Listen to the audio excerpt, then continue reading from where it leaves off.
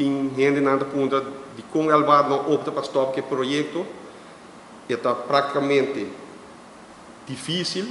para sobrar botar vai magnetico explica botar vai um par de cabo de estação novo um par de cabo de estação velho nós assim está junto de Almarmes e junto com o técnico de Holanda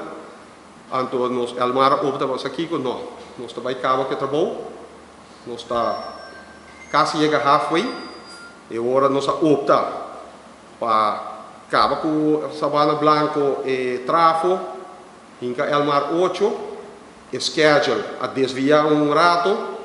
de sentido que é um nadal a chegar na bird e não está na bird para nós decidir de que poner na bird vinco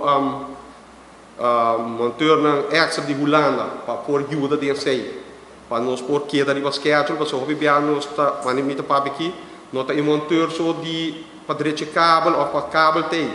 nós tínhamos gente também de ABB Hitachi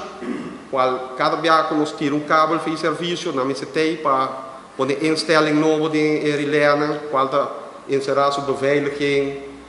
tudo sorte alarma e nesse coordenar com o web que é trabalho nós vamos ver nós vai para o projeto para sobre mani Kiko também ilustrar depois da pandemia demanda rond o mundo está alta gente que vai portar aqui ano 2 anos para ir na junto back bem é que está schedule é uma opta nova aqui que nós está seguindo e me querer dar uma boa decisão para sobre se tu coisa vai bom nós está hot top é o 8 se tu coisa vai bom amanhã nós está hot top Sabana Blanco nada vai quedar 24 horas de teste então se tu coisa vai bom depois de teste nós por com se põe louca de transforma aqui e técnico não está o cabo na com se preparar que é trabalho que vai durar mais ou menos entre 7 para 10 dias para não trazer o cabo para a hora de damage poner de biar no seu lugar bom também uma vez que sei bem no schedule está praticamente normalizado que nós conseguimos passou o projeto aqui é projeto é técnico que vem na Aruba para pelo menos 3 lunas que se nós vai que hora se tu coisa vai bom a que o schedule hospital um tiki